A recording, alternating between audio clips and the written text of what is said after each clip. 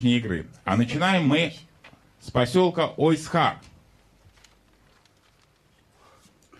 Против вас играет Зарема Джабраилова, поселок Ойсхар, Чеченская Республика. Внимание, 2 кудала.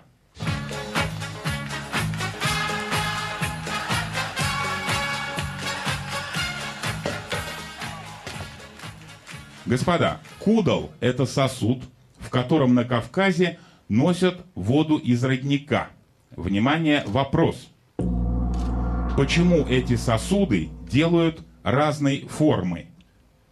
Чтоб не перепутать, пришли несколько женщин в этот самый, и чтоб не перепутать чей-чей. Смотри, это на голове носит, а это на плече. Может быть, горячая, холодная вода. Может быть, мужчина и женщина Дай носят. посмотреть, что снизу. Мужское и женское. Да, этот невозможно поставить на голову, этот Это можно. на плечо можно. Или как-то вот так. Как обычно носят? Слушай, я очень слабо верю, что на голове носят на Кавказе. Можно. Вы точно знаете, что носят на голове?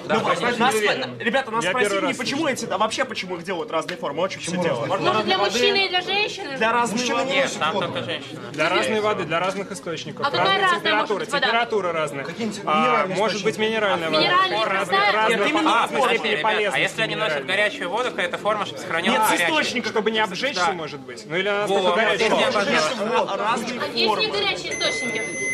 Термальный Есть, источник на бывает. Кавказе есть Про голову, термальные мне источники. кажется. Нет, голова не нравится. Про горячее, холодное. Итак, кто будет отвечать? Отвечать будет Сергей Николенко. Прошу, Сергей. Ну, мы считаем, что эти сосуды делают разные формы, потому что их носят по-разному. Вот этот сосуд можно носить на голове, очень удобно. Я показывать не буду, мне так кажется. А этот сосуд носят как-то по-другому, на плече или там в руках просто. А почему показывать не хотите?